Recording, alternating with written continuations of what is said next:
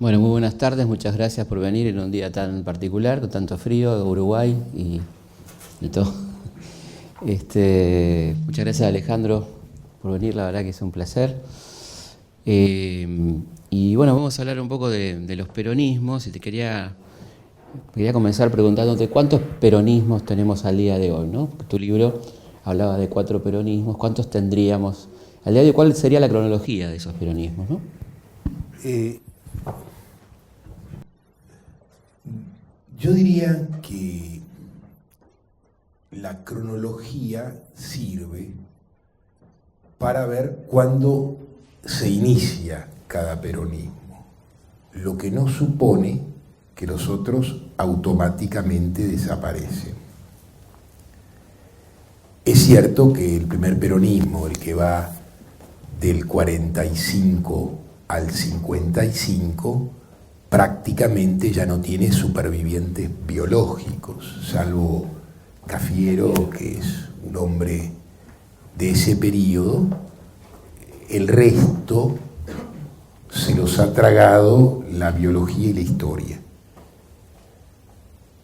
Pero sobre todo, ese peronismo es el peronismo del welfare state.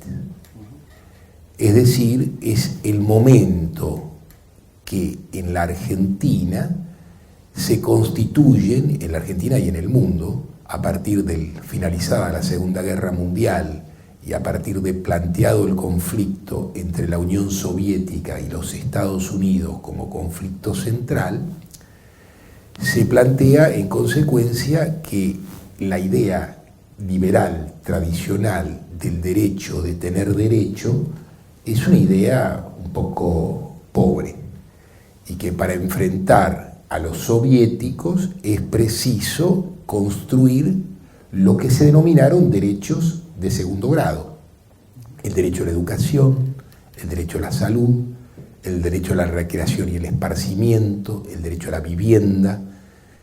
Pasan a ser derechos colectivos. Y como... Esto es un poco, perdón, lo que está en la Carta del Atlántico, ¿no? Claro. Contemos un poquito, si querés. Sí, cómo no. Se trata, ¿no?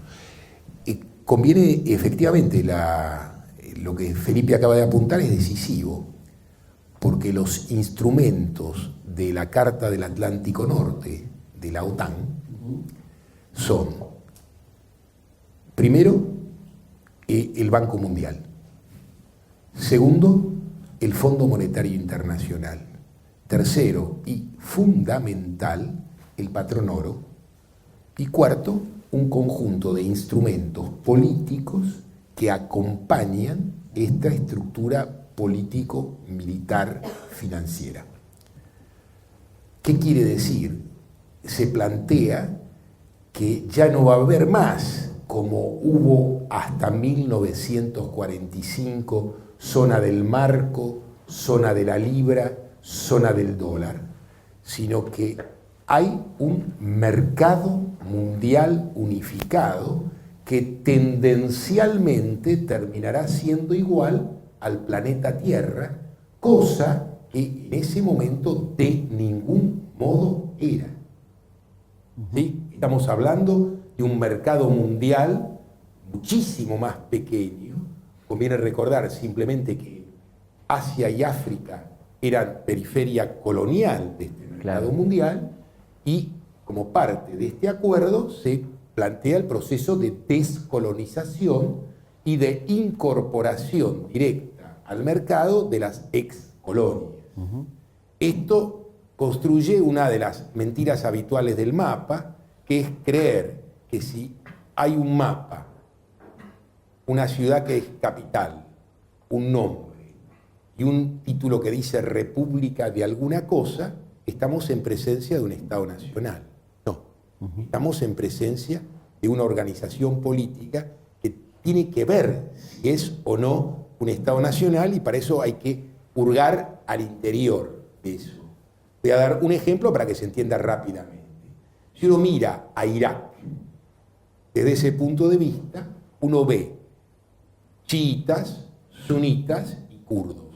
Esto es, 3 tribus y una renta petrolera. Cómo las 3 tribus pacten entre sí y cómo se reparta o no la renta petrolera. Si la renta petrolera es una renta nacional o una renta de una clase dominante determinada, esto modifica el interior y la perspectiva y el paisaje social de esa sociedad. Ahora bien, creer que eso es un Estado nacional, basta con pegarle un virulo a esa estructura para que los chiitas, los sunitas y los kurdos se sigan matando hasta el fin de los tiempos.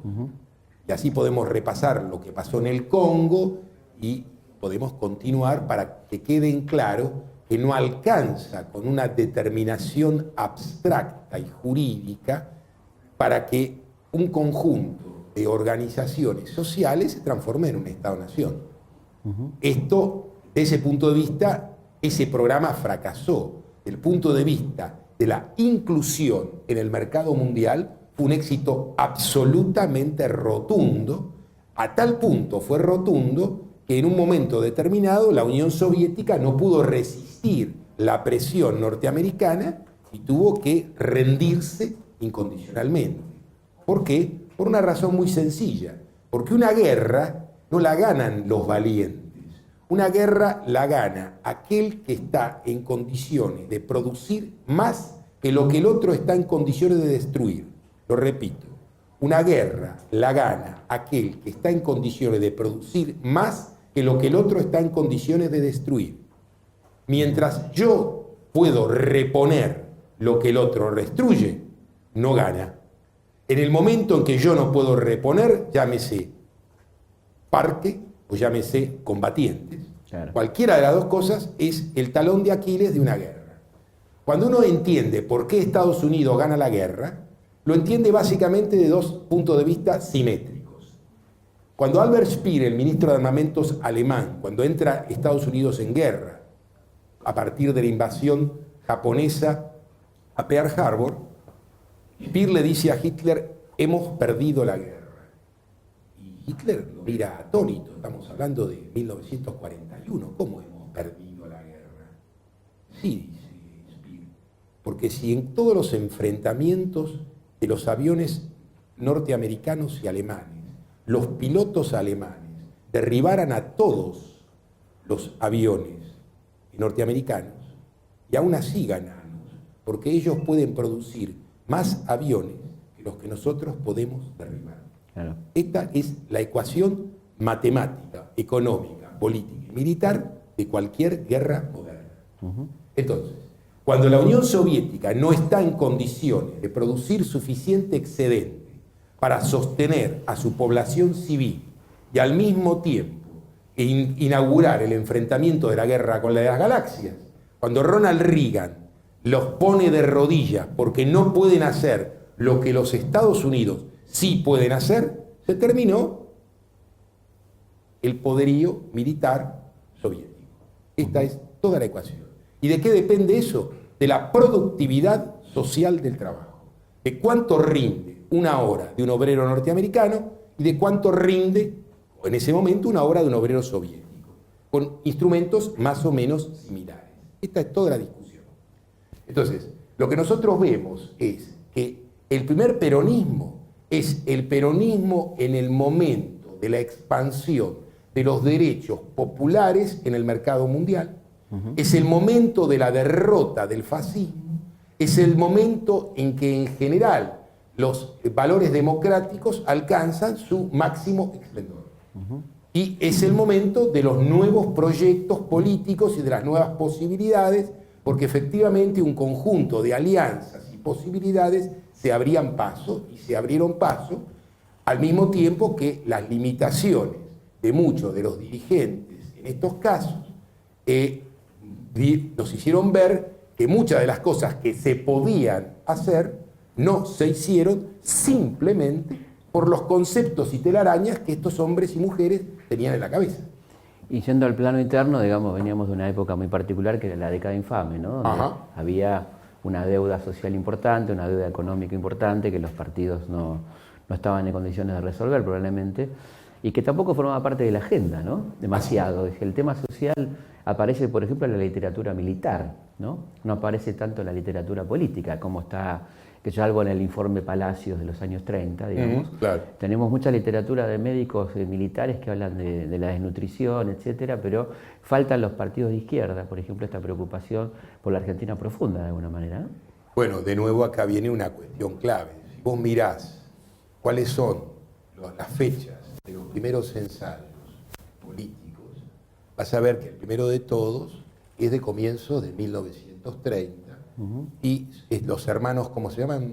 Irasusta. Claro, los hermanos Irasusta hacen el primer ensayo político importante y ese ensayo es condenado al ostracismo sin haber sido leído siquiera. Como los hermanos Irasusta eran nacionalistas y en ese paquete ellos iban automáticamente fletados junto a los nazis, no había ni por qué leerlo. Claro. Lo mismo le pasó a Forja, de alguna manera. Y lo mismo, bueno, a Forja le pasó y no le pasó. Porque Forja, por provenir del radicalismo, el San Benito de nazi era más difícil de encajarse. Pero igual se lo pusieron. Obviamente, claro. Quiero decir, de todos modos, los cuadernillos de Forja circulaban limitadamente, pero circulaban. Ahora, vos ves básicamente que la incomprensión que tenía la clase dominante sobre su propia situación era una incomprensión profunda y abismada. No tenían la menor idea de qué tenían que hacer ni cómo tenían que hacer. Por eso, un ex socialista extremadamente culto y muy bien formado, me refiero a Federico Pinedo, que se hace ministro de los conservadores, bueno, Pinedo es el hombre que puede pensar al mismo tiempo que lo hace Lord Keynes en Gran Bretaña, el mundo del futuro. En 1940, Pinedo entiende, primero, quién gana la guerra, segundo, cómo se reordena el mundo después de que ganan la guerra, tercero, que esto es el eclipse del lugar de Gran Bretaña y del poderío británico, cuarto, que esta es la hegemonía de los Estados Unidos en el nuevo mercado mundial, y quinto, la Argentina tiene que establecer un régimen de coexistencia con los Estados Unidos. Sin un acuerdo con los Estados Unidos, el proyecto sudamericano de la Argentina se volvía muy difícil, salvo que se plantearan un acuerdo estratégico con Brasil. Pues bien, para que la Argentina se pudiera plantear un acuerdo estratégico con Brasil, los estados mayores, tanto de la Argentina como de Brasil, sobraban, porque para el Estado Mayor brasileño la cuestión era quién iba a hegemonizar militarmente el Cono Sur y el enemigo era la Argentina. Claro. Y para el Estado Mayor argentino, viceversa. En consecuencia, para ninguno de los dos, la idea de un programa industrial común era aceptable. Claro. Por eso no sucedió. No, y le agrega a Pinedo el tema de la industria, ¿no es cierto? Así es. Pinedo entiende exactamente lo que después sería, muchos años más tarde, el acuerdo sudamericano, que es básicamente el acuerdo de Argentina con Brasil, Mercosur, ¿no? El Mercosur, gracias, como origen no solo de un mercado ampliado, sino de un proyecto político supranacional. ¿Qué circunstancias se dan en el 45 en Argentina como para que surja este movimiento nacional tan disruptivo de alguna manera, ¿no? Mirá, primero se da una crisis política fenomenal por esto que vos señalaste antes. Partidos políticos que no tenían ni la sensibilidad ni la comprensión de qué clase de problemas se venían tallando en la Argentina. Porque conviene recordar que en los primeros gobiernos radicales, los obreros extranjeros eran 4/5 partes de los obreros, es decir, obrero y extranjero eran casi sinónimos. ¿Esto qué quiere decir? Que estamos en presencia de hombres y mujeres que no tenían derechos políticos, claro, que no los podían ejercer. Los trabajadores no votaban, el capital extranjero votaba con las dos manos. Claro. Ahora, en una situación así, cuando se interrumpe el ciclo migratorio de la expulsión de mano de obra barata, de origen campesino mayoritariamente, del sur de Italia, de la Hispania atrasada y semifeudal, derrotada en la guerra civil por el franquismo. Esto es, se dan todas las condiciones para que finalmente los migrantes extranjeros no puedan volver ya a la Argentina. Claro.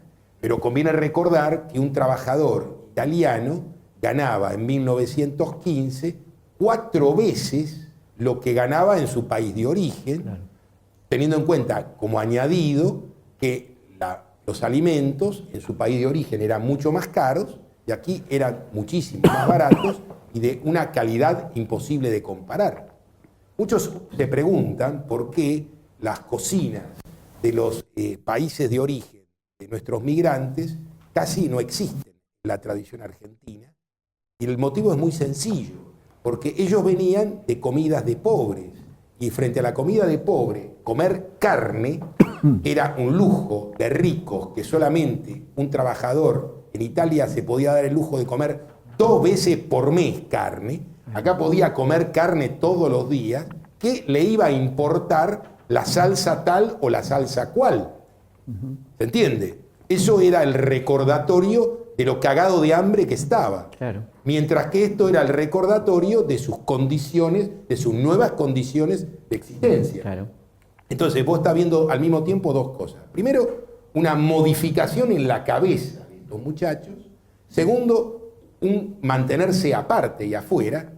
Y por último, que en 1945 ya son los hijos de estos, y en algunos casos los nietos de estos trabajadores, los que están acá y ya tienen otros derechos políticos a los que se suman de los campesinos pata al piso que llegan a trabajar a la capital para sacarse el hambre del interior, que son los mismos de los que hablan los médicos militares. Claro, exactamente. Y que son los que tienen problemas de PINE, problemas de salud, problemas de alimentación, problemas de hábitat, y vienen de lugares sumamente pobres en condiciones prácticamente terribles.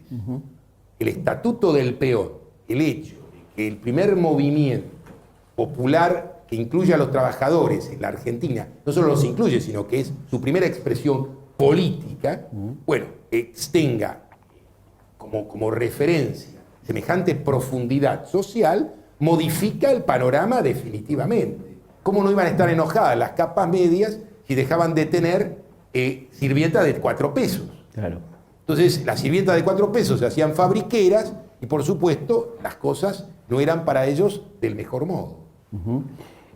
Bueno, aparte tenemos un cambio cultural muy importante, la idea de que a la gente le corresponden los derechos claro, van llegando. Todo este proceso que arranca antes, ¿no? Arranca en el 43, en esos 2 años tan interesantes que eran del 43 al 45, ¿no? Ahí ves cómo los instrumentos que el gobierno del coronel Perón va a poner en ejecución son instrumentos que se construyen con mucha anticipación y son instrumentos diseñados por Federico Pinedo. El Banco Central elimina la caja de conversión, con lo cual por primera vez la Argentina pasa a tener política monetaria. Antes la política monetaria era una consecuencia directa del saldo de las exportaciones. Claro.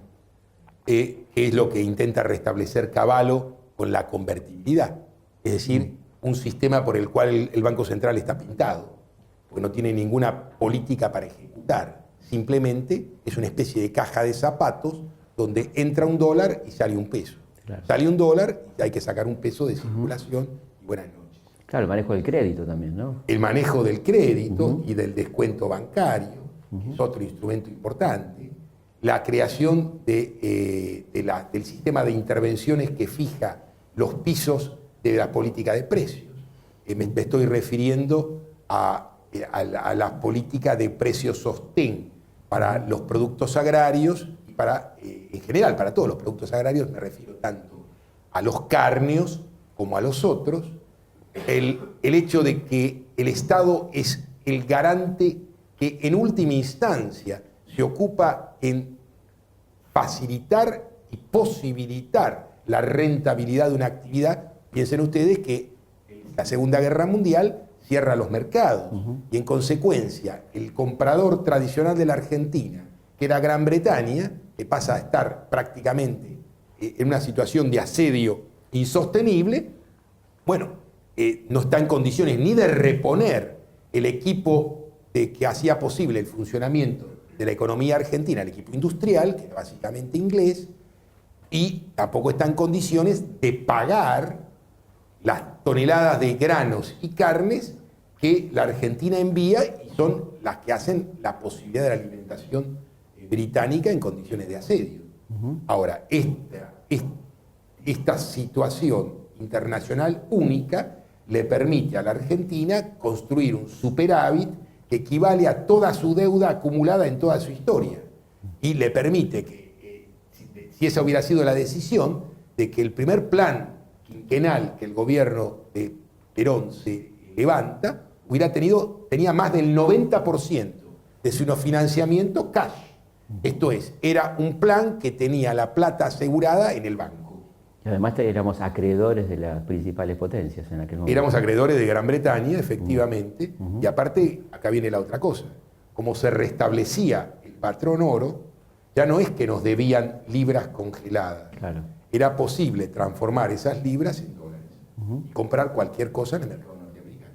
¿Cómo podemos definir las características centrales de este primer peronismo, ¿no?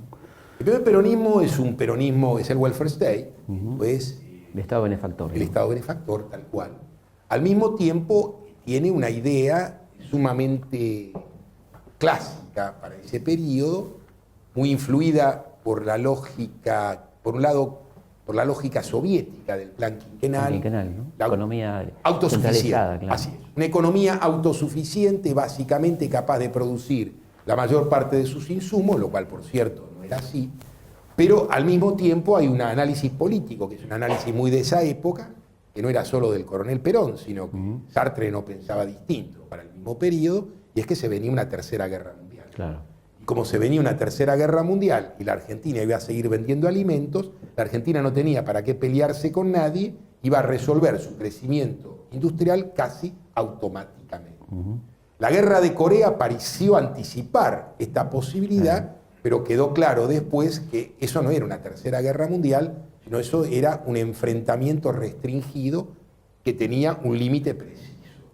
Y el límite preciso era que ni la Unión Soviética ni los Estados Unidos estaban dispuestos a entrar en conflicto, sino en muy determinadas condiciones. En la Guerra Fría, digamos.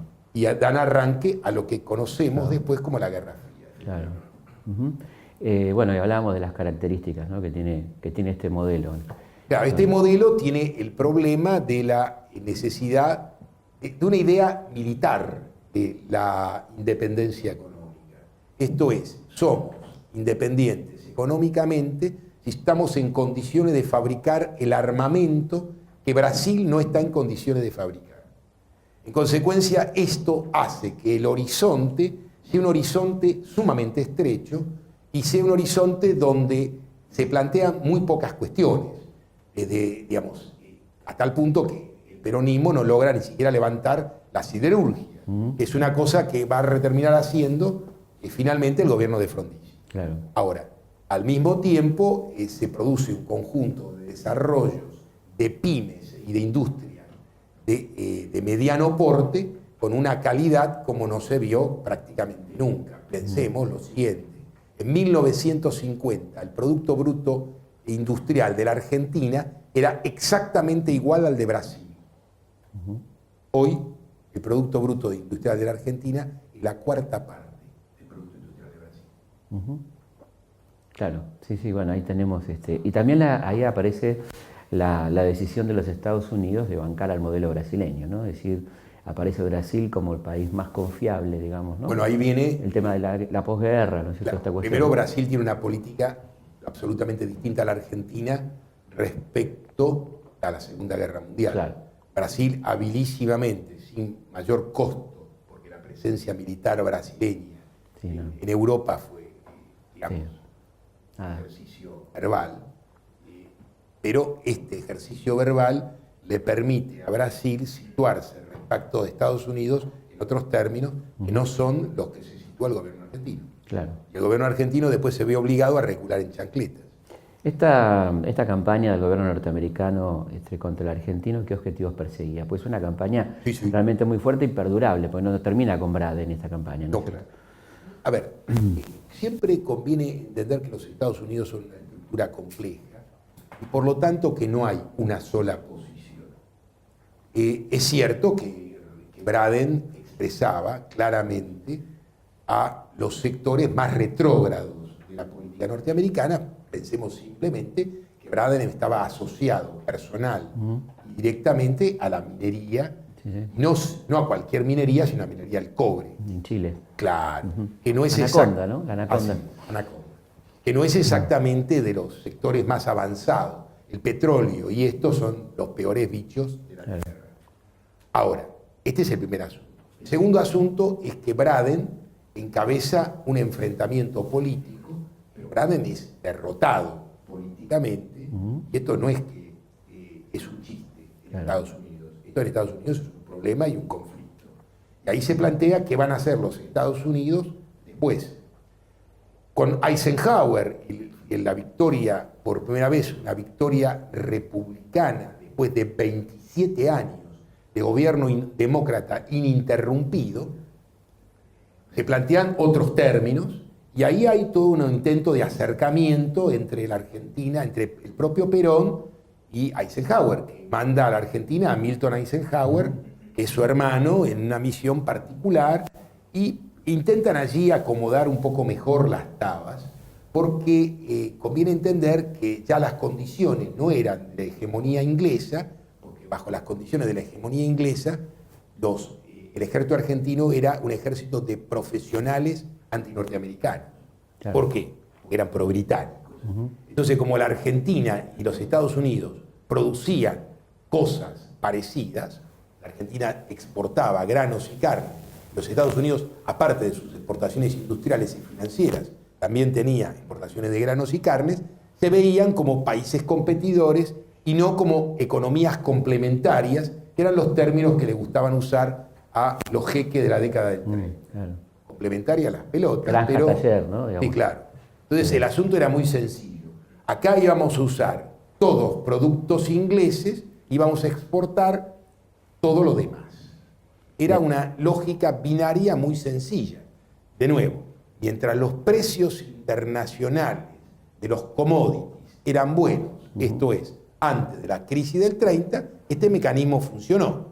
¿Qué fue la crisis del 30? Entre otras cosas, una crisis del precio de los commodities, que cayeron a un tercio de su valor. En consecuencia, todo lo que antes se podía pagar, financiar, consumir, deja de poder pagarse, financiarse y consumirse. En consecuencia, no es que el modelo de sustitución de importaciones es un invento de un economista inteligente, es el resultado empírico de la situación de crisis que plantea la situación del 30. ¿En qué podemos decir que el peronismo fue revolucionario y en qué no, digamos, ¿no? El peronismo, en primer lugar, cambió el estatuto de la ciudadanía, de la calidad de la ciudadanía. Hasta 1945 había en Capital Federal de la República Argentina una ordenanza municipal por la cual los que no tenían saco no podían caminar por las calles del centro. Era una forma de racismo implícito y de antiobrerismo explícito. Para tener saco había que ser un señor cominfo. Y obviamente los descamisados saco no tenían. Razón por la cual esas caras no se veían en la Capital Federal. Claro. Hay un testimonio de Mariano Grondona que cuenta cómo pasaron las huestes del 17 de octubre delante de su casa. Él vivía en Callao y Arenales, en el primer piso. Entonces el tipo dice algo que es absolutamente revelador. Dice, yo jamás había visto esas caras. Claro. No mentía. Esas caras no formaban parte del paisaje urbano capitalino. No llegaban hasta aquí. Pues bien, la primera cosa que el peronismo cambia es el paisaje urbano. La segunda cosa que el peronismo cambia es el derecho a caminar por la calle. Porque uno puede decir, caramba, qué tontería. ¿Qué tontería? Las pelotas. Si uno no puede caminar, no es ninguna tontería. Seguro. Recuerden ustedes, y acá en localidades próximas, La Matanza y otras más, entre 1994 y muchos años después del 2001, la gente no tenía para viajar, no salían del barrio. Esas caras tampoco se ven en la capital federal de la República Argentina. ¿Se entiende? ¿Hasta qué punto la composición de las caras de una calle no dice simplemente cómo es la calle, sino cómo es la sociedad que camina por esa calle? Entonces, el cambio del paisaje urbano, el hecho de que los trabajadores no solo tuvieran obligaciones, sino tuvieran derechos, que las comisiones internas de una fábrica determinaban si la fábrica trabajaba o no trabajaba, que tocar a un trabajador era suficiente para parar la planta, que esto, digamos, que de la idea del patrón de estancia a la idea de una fábrica democrática, hay unas cuantas ideas intermedias que se saltaron de un solo sopetón. Y este es el logro político más importante que el peronismo supone. Y esto es cuando se plantea el problema de la abstracta a la igualdad. Claro. Porque las tres banderas del peronismo, soberanía política, independencia económica y justicia social, son el planteo de un nuevo orden político. Esto no quiere decir que automáticamente hay soberanía política. Claro. No, esto quiere decir que estos son objetivos políticos a conquistar.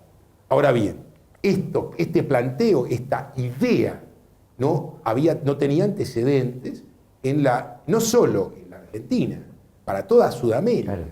Cuando uno mira un movimiento como la revolución del MNR boliviano contra la rosca minera, que derroca con los obreros y los cartuchos de dinamita al viejo ejército, ¿cómo es? ¿Por qué es posible ese levantamiento armado?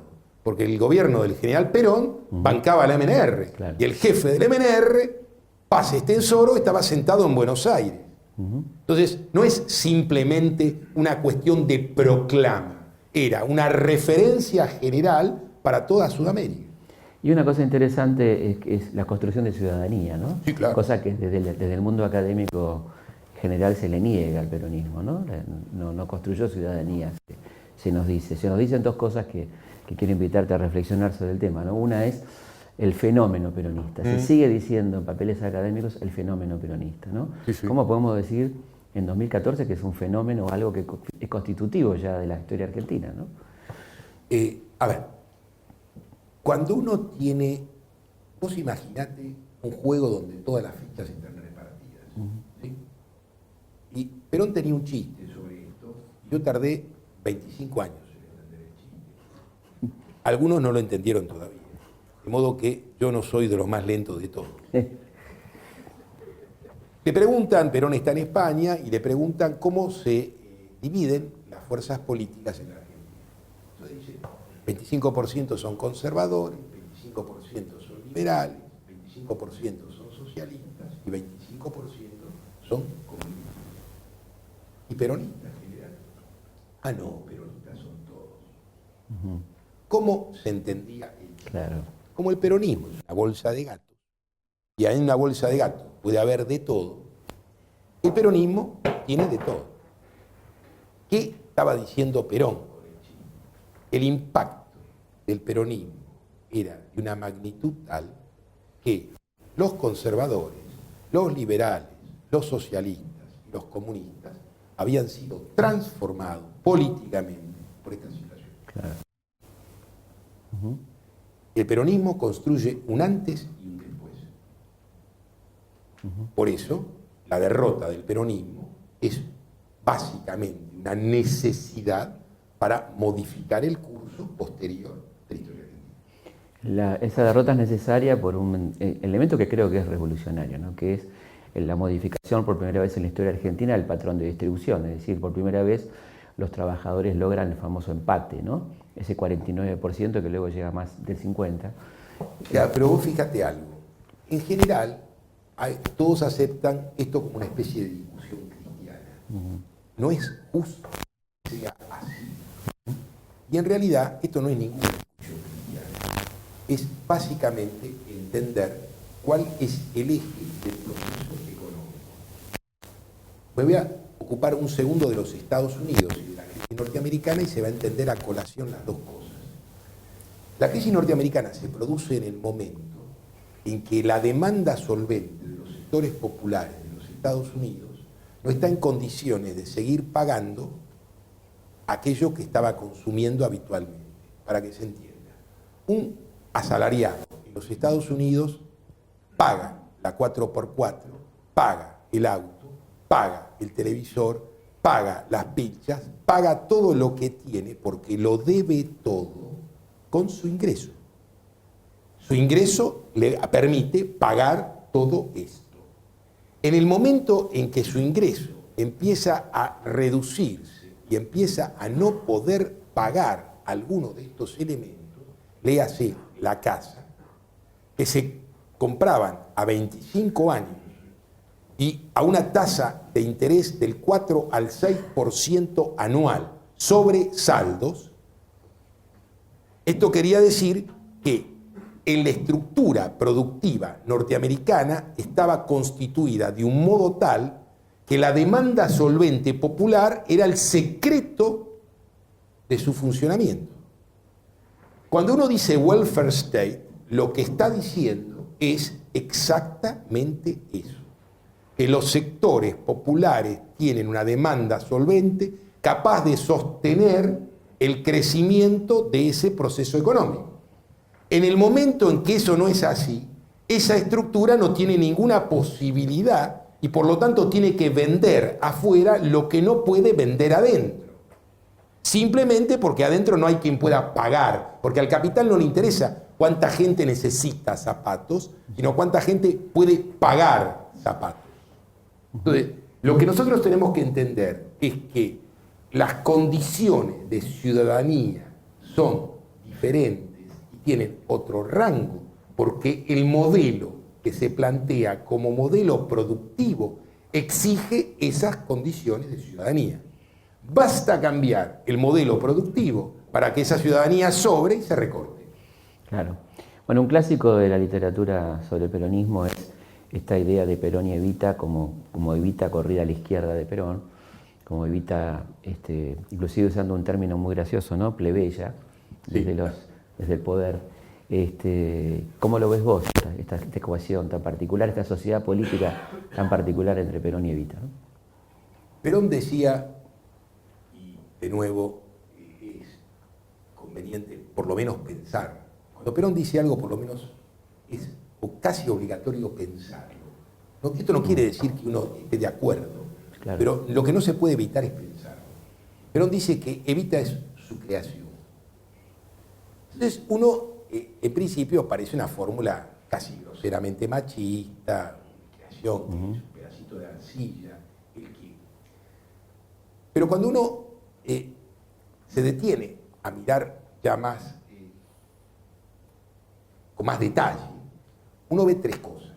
Primero, Evita no hace política, sino a partir de su casamiento con el coronel Perón. Segundo, Evita hace política no solo porque es la mujer del coronel, sino porque es la mujer del presidente de la República. Tercero, Evita no hace política con cualquier segmento de la sociedad, sino con los elementos de la sociedad que son los últimos que ingresaron a la lucha política. Lenin caracteriza como un movimiento revolucionario el momento en que los que no hacen política pasan a hacerla. Si algo significó el peronismo, fue una enorme conmoción al interior de la sociedad y la política, que era una actividad restringida para un segmento determinado de las clases sociales. Cuando uno mira de nuevo a Pinedo, ve un dirigente socialista, pero no ve a cualquier socialista, no es un obrero socialista, es un hijo de las clases dominantes, ilustrado, que ha ido a las universidades correspondientes, que ha hecho los viajes que corresponden a Europa y que se ha educado como y dónde corresponde y que él elige una posición de avanzada, pero él la elige, no es el Lula, ¿se entiende? ¿Sí?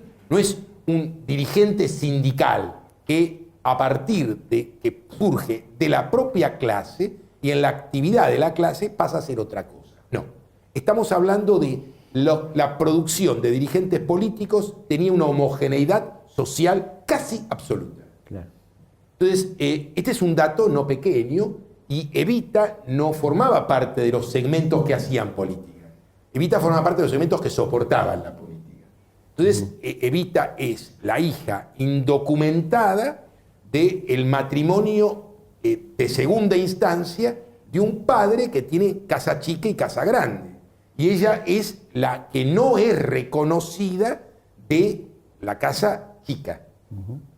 Entonces, estamos hablando de una marginal que llega a la capital federal de la República Argentina en condiciones absolutamente hostiles. ¿Y qué hace el relato oficial con la hostilidad de las condiciones? Lo mismo que hace siempre. Nunca recuerda a los prostituyentes. Siempre habla de las prostitutas. Claro. Como si las prostitutas caminaran solas por el mundo y la vida y los prostituyentes un café, gracias. Entonces, esto es lo increíble. En consecuencia le echan en cara las condiciones de existencia que le impusieron. Primera cuestión. Segunda cuestión. Evita se establece una relación social, personal con el coronel Perón, se enamoran y se terminan casando. Desde el poder, Evita hace dos cosas. Primero, se hace cargo de la Secretaría de Previsión Social, implícitamente el viejo cargo que Perón tenía, y segundo, comprende que el aparato del Estado, tal cual está constituido, no tiene la flexibilidad suficiente para actuar con la velocidad adecuada en los casos en que esto es necesario. Y esto era absolutamente necesario, arman la Fundación Eva Perón. Eso sucede en 1948. Es decir, Evita no tiene existencia pública previa, Evita tiene una existencia a partir de su relación con el coronel Perón, y la política en la que Evita juega un lugar es una política diseñada por el propio coronel Perón. Entonces, no es tan exagerado decir yo la inventé. Porque, si bien es cierto que no le hace toda la justicia que se merece, Evita hizo unas cuantas cosas con el invento del coronel, pero lo cierto es también que sin el espacio que este hombre le abre y abre, esto no hubiera sucedido. Pero acá viene la otra cosa notable. Evita entiende de un solo saque cuál es su lugar. Claro. Entiende que su lugar es el lugar de la mujer. Y hace dos cosas que no sucedieron nunca. Y acá conviene medir esto respecto de la civilizada Europa. ¿Desde qué año votaban las mujeres en Francia? Francia, ¿sí? Desde 1946. Acá el voto femenino, la ley del voto femenino del 48, y el voto eficaz se hace en las elecciones del 51. Y la primera vez que ingresan mujeres al Senado y a la Cámara de Diputados. Quiero decir que la presencia de mujeres en el Senado y en la Cámara de Diputados del año 51 es superior a la que tienen hoy. Numéricamente superior. Segundo invento, no menos notable. Una cosa interesante es la poca importancia que le dio el radicalismo a la ley de voto femenino, donde prácticamente no tuvo candidatas mujeres en esas elecciones, ¿no es cierto? Bueno, a ver, cuando vos mirás las relaciones del radicalismo con todo lo que se inventó después de 1930, salvo en el discurso, no tienen relaciones con nada. Digo, el radicalismo es el viejo liberalismo decimonónico en otras condiciones. Es cierto que no es que reducir el radicalismo a esto es una exageración. Sí, el radicalismo también contuvo otras cosas, pero las contuvo. Las contuvo. Ya no las contiene más hace un largo rato. No en vano es un partido de intendentes. Claro. El presidente es un intendente, la lógica es una lógica de intendentes, todo lo que se plantea es una federación de intendentes detrás de un candidato que pueda arrastrar. Chao. Fuera de eso, nada. Y otro rol que tenía Evita, no menos importante, era el rol sindical, ¿no es cierto? Bueno, Es una cosa que me parece interesante para señalar también, ¿no? Como de los roles que le asigna Perón son dos roles dinámicos y que tienen que ver con estos sectores de los que vos estás hablando, recién incorporados a la política, que de alguna manera hacen política a partir de su participación en el mercado de trabajo, ¿no? Por ejemplo. Sin duda. El peronismo no solo modifica el mercado de trabajo al regularlo en otros términos, conviene entender que hasta el peronismo los sindicatos eran semi-ilegales, claro, en el mejor de los casos, o directamente ilegales en la mayor parte de los casos. Ser un dirigente sindical era ir preso. Ser un dirigente sindical era ser maltratado por la policía.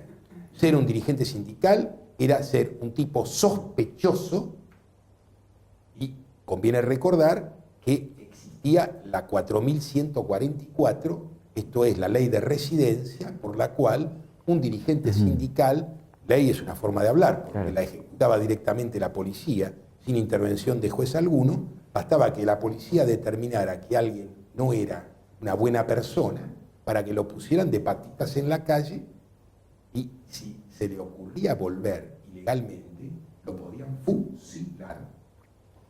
¿Sí? Miguel Cané. Así es.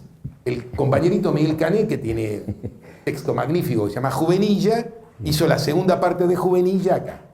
Claro. Miguel Cané hizo ese texto y fue Roca el que lo aprobó, el que eligió el momento de aprobarlo, y fue precisamente después de una huelga general de la Fora, claro, donde los muchachos se pusieron realmente nerviosos porque vieron que el sindicalismo obrero no era tan fácil.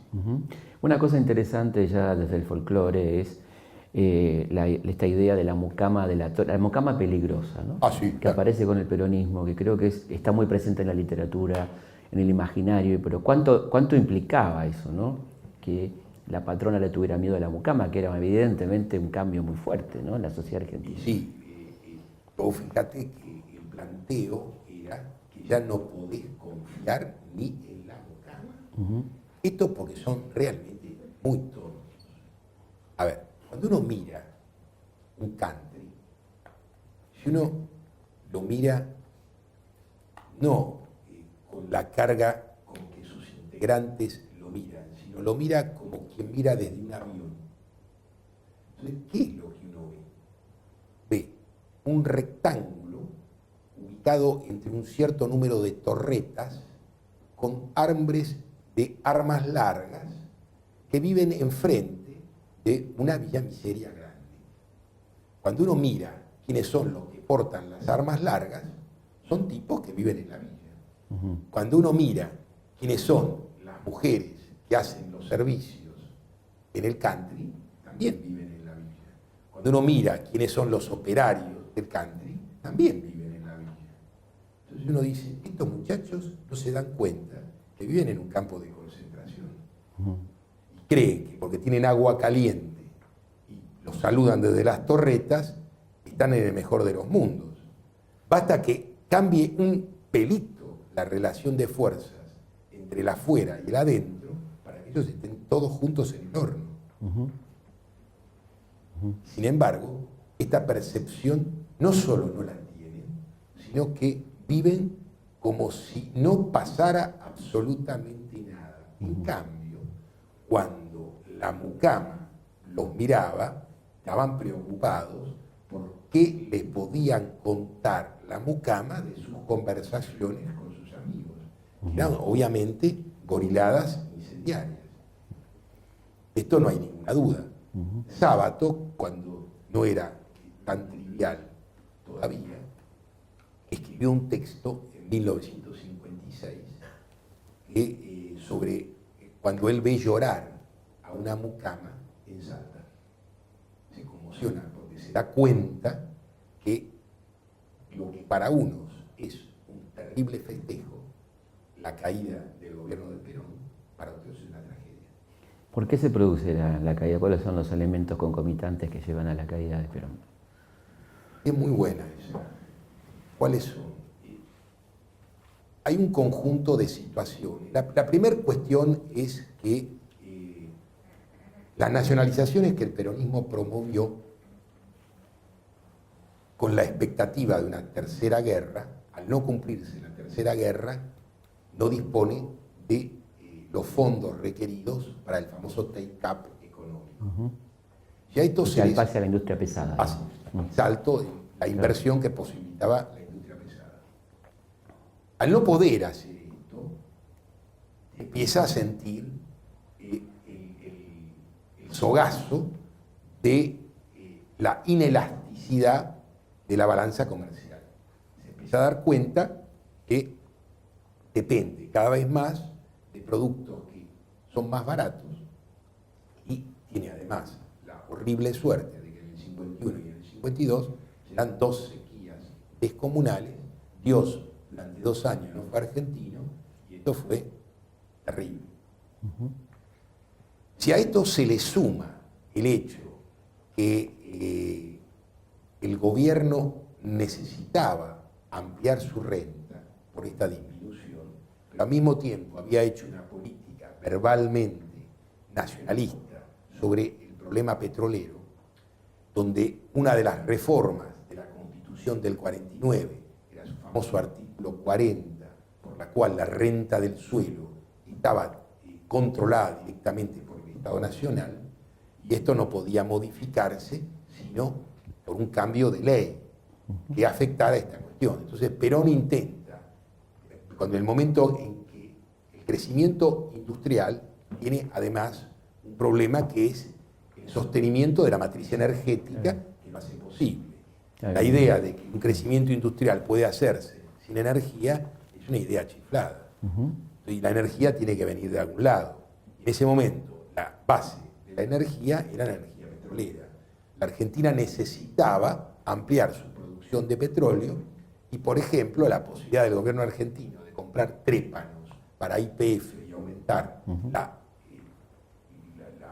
la producción era muy complicada porque los monopolios petroleros no tenían el menor interés en que tal cosa sucediera. Sí. Por lo tanto, bloqueaban directa e indirectamente el desarrollo de YPF. Entonces Perón intenta hacer un acuerdo con la Standard Oil de California. La Standard Oil de California es una de las 7 hermanas, una de las grandes petroleras del mundo, y esto divide el frente interno del peronismo. John William Cook encabeza a aquellos que se niegan a esta política y al mismo tiempo el radicalismo provoca de Frondizi, escribe su famoso libro Petróleo y Política, por la cual condena al gobierno de Perón como un gobierno cipayo, antinacional, entreguista, etcétera, etcétera, etcétera, porque estaba tratando de hacer el acuerdo con la California. Cuando bastó que el gobierno del general Perón cayera para que el doctor Frondizi olvidara su antiimperialismo antipetrolero, hiciera los contratos petroleros, etcétera, etcétera. Encima con empresas de menor calidad, ¿no? Sí, los hizo de otro modo, pero más allá de la discusión técnica, si es posible o no es posible, en qué medida el petróleo puede ser utilizado o la renta petrolera puede ser utilizada como uno de los soportes para financiar el take-up económico, que es otra clase de discusión, lo cierto es que a Perón se le habían angostado las fuentes de financiamiento para el desarrollo económico, sobre todo cuando Perón estaba fuera del Fondo Monetario Internacional y del Banco Mundial. En consecuencia, no tenía la posibilidad del acceso al crédito por estas vías y tampoco tenía la posibilidad de la renta petrolera porque su propio frente interno se divide al respecto. Claro.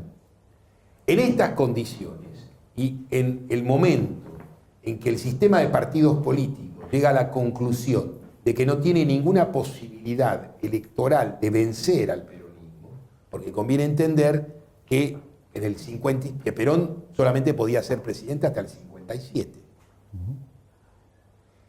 y que después iba a haber otro presidente y el ciclo de Perón iba a concluir allí. Pero nadie dudaba de que el próximo presidente también iba a ser el Partido Justicialista. Era una cosa casi axiomática, razón por la cual el segmento francamente molesto con los significados y las innovaciones del peronismo, sobre todo con la presencia de la clase obrera en otra jerarquía de ciudadanía, esto hace que ellos promuevan un golpe de Estado contra el general Perón y que ese golpe de Estado sea exitoso, entre otras cosas, porque la Iglesia Católica fue el elemento dinámico central que hizo posible el golpe, al mismo tiempo que el gobierno no se jugó con todas las armas que tenía en la mano para aplastarlo. Pues bien, en el momento en que el golpe sobrevive y logra establecer unas ciertas condiciones de posibilidad en Córdoba, y esto es lo que logra Lonardi, pues bien, en ese momento empiezan las defecciones a través del ejército que se inmoviliza y Perón no se pone a la cabeza de la represión. Esto es, Perón se podía poner perfectamente, un general, tenía la formación y las características como para encabezar personalmente la defensa del gobierno constitucional. No solo no hace esto, sino que presenta una suerte de juego de renuncia donde se dirige al ejército y en el momento en que se dirige al ejército, el ejército decide. Y la Asamblea de los Generales decide destituirlo. Exactamente. ¿Y por qué te parece que Perón no resiste? ¿Por qué decide no resistir, digamos? Aquí hay un fenómeno de una extrema complejidad. No faltan nunca los que explican que Evita era heroica y valiente y Perón era conservador y cobarde. Yo tiendo a evitar esta clase de juicios morales porque oculta mucho más de lo que explica. Claro. El punto me parece otro. Para reprimir, Perón no era cualquier represión. Había que matar y fusilar oficiales de la Marina y del Ejército Argentino. Tenía que matar colegas, camaradas. Ese es el término. Para que uno esté dispuesto a ir tan lejos, porque vos fíjate que hay un fenómeno donde uno dice, bueno, ¿cuál es el problema? ¿Soy yo el problema? Si el problema soy yo, bueno, me corro a un costado. Pero el problema no era simplemente Perón. El problema era las fuerzas sociales alineadas detrás suyo, en particular los trabajadores. Claro. Entonces, si él aplastaba a un levantamiento militar en esos términos, él iniciaba una dinámica política que no tenía ya nada que ver con su propuesta del 45-46. La alianza de clases. Claro, porque en ese momento él pasaba a ser el jefe militar del proletariado argentino. Porque en ese... no es que en ese proyecto lo iba a acompañar un sector de la burguesía. No, de obviamente. Ningún modo. Esto ya quedaba por fuera de las fronteras de cualquier política burguesa imaginable. Perón dice, con cierta verdad y cierta autocrítica implícita, yo pude haber sido el primer Fidel Castro de América. Claro. Pero para eso había que hacer la política de Fidel Castro. Y Perón nunca estuvo dispuesto a hacer la política de Fidel Castro. Fidel Castro es Fidel Castro y Perón es Perón. Digo, una cosa es explicar que Perón no es ni Hitler ni Mussolini. Claro. Y otra cosa es creer que Perón es Fidel Castro. No. ¿Cómo llegamos justamente a que una generación pueda considerar que Perón es Fidel Castro o el Che Guevara, ¿no? ¿Cómo se da esa transferencia al armado de una especie de panteón distinto en los 70, donde se reivindica Evita como una figura cercana al Che, donde se reivindica a Perón como un líder revolucionario y se construye toda una nueva forma de pensar al peronismo, ¿no? Bueno, ese es el impacto de la Revolución Cubana. Cuando en el 59 los barbudos toman el poder, pasan unas cuantas cosas en la cabeza de los latinoamericanos. La primera cosa es que a 60 millas de Florida hay un gobierno socialista. ¡Wow! Segundo, que ese gobierno socialista no tiene nada que ver con ninguno de los partidos comunistas, ni con la Unión Soviética. Tercero, que los integrantes de ese gobierno socialista son tipos de 30 años. Con lo cual, lo que le estaban diciendo al mundo es: somos lindos, jóvenes, independientes y podemos. Y encima tenían un tipo de la pinta del Che. Claro. Digo, porque más allá de la foto de Korda, había que ser el modelo de la foto de Korda, ¿sí? Digo, pocas veces un tipo la juntaba, digamos, era un héroe hollywoodense.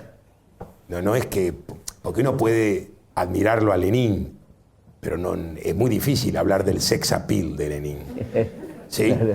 Uno puede pensar que Mao Zedong, pero en fin, uno no se lo imagina al póster de Mao Zedong y a miles de adolescentes babeando, no. Digamos, Guevara podía competir con los Rolling Stones, y eso, en fin, no es para cualquiera. Claro. Entonces eran muchos signos, todos juntos, que nos decían al mismo tiempo: se puede, simplemente hay que dejarse de joder con estos carcamanes viejos, triviales y estúpidos. Se puede, pero hay que dejarse de pensar en los términos de la política tradicional. Se puede, y tenemos acá en nuestra propia historia elementos que nos muestran que se pudo y se puede. El origen plebeyo de Evita es innegable. Ahora, transformar a Evita en una especie de Guevara con faldas es un poco mucho. Evita tenía, y esto cualquiera que escuche sus discursos no deja nunca de escucharlo, Evita tenía un discurso sumamente directo y sumamente agitativo, porque se dirigía a los sectores que ingresaban recién a la política. Evita no era la que se dirigía a las direcciones obreras ni a los cuadros medios. Evita se dirigía realmente a la retaguardia de su propio movimiento, dándole un lugar no pequeño. Ahora bien, por uno de esos fenómenos raros que tiene que ver con los cambios de condiciones de recepción, un discurso que en 1952, 53, 51 quería decir una cosa, en 1969, 70 quería decir otra. Porque cuando ella hablaba de la oligarquía y hablaba en términos de una violencia verbal descomunal, esto producía el mismo efecto que el Che Guevara. Porque en esos términos, en esas nuevas condiciones, esto pasaba a querer decir otra cosa.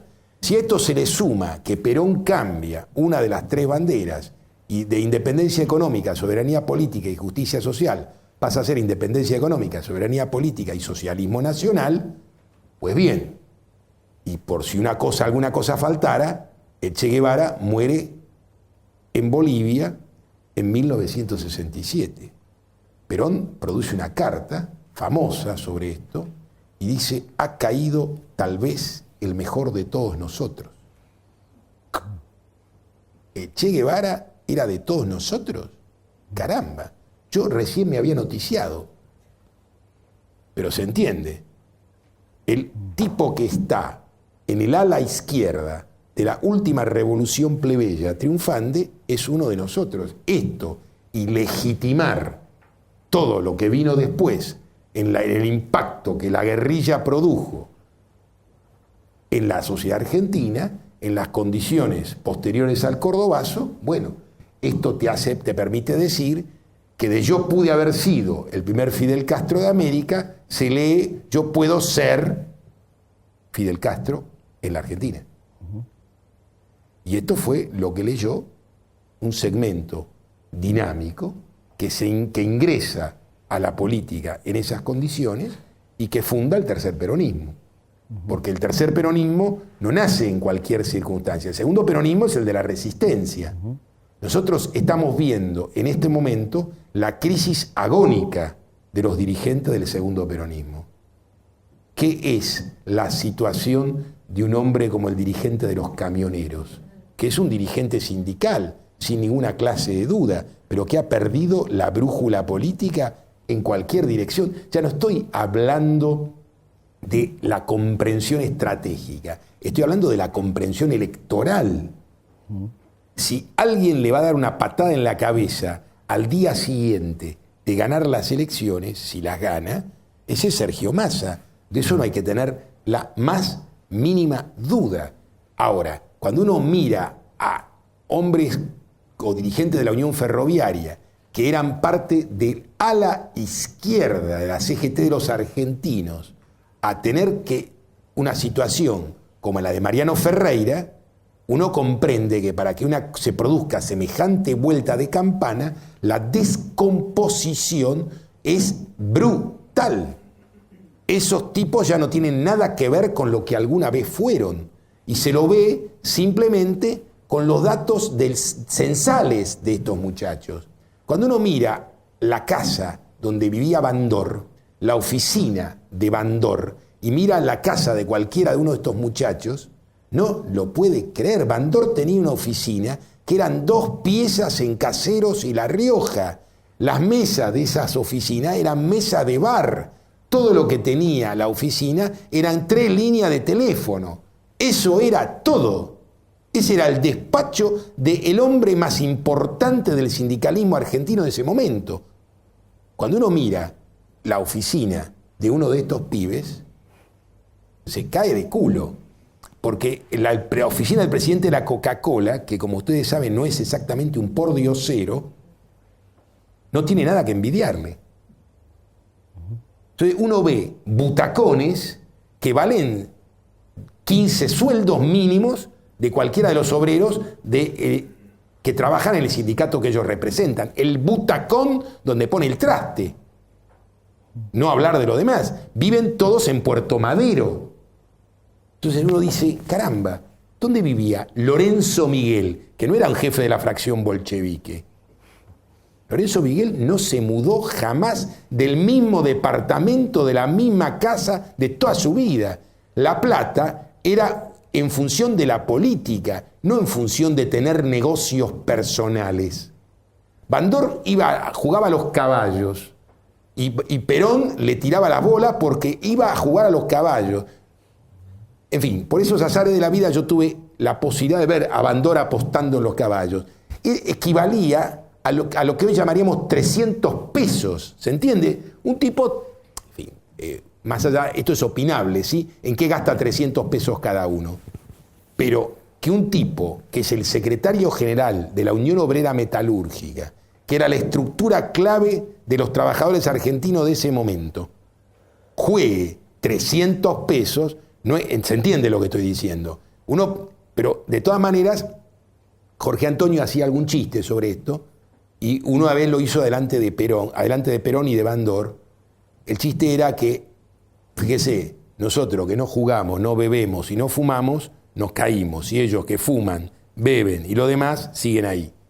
Entonces Perón le dice a Jorge Antonio, cuando Bandor se va, Jorge, no me haga nunca más esto. Un dirigente sindical no va a las carreras. Porque este era el horizonte que un oficial superior del ejército argentino tenía en ese momento sobre lo que era un dirigente sindical. El dirigente sindical no va a las carreras, no va al hipódromo, no va al casino, no sale de putas, eso no es para un dirigente sindical.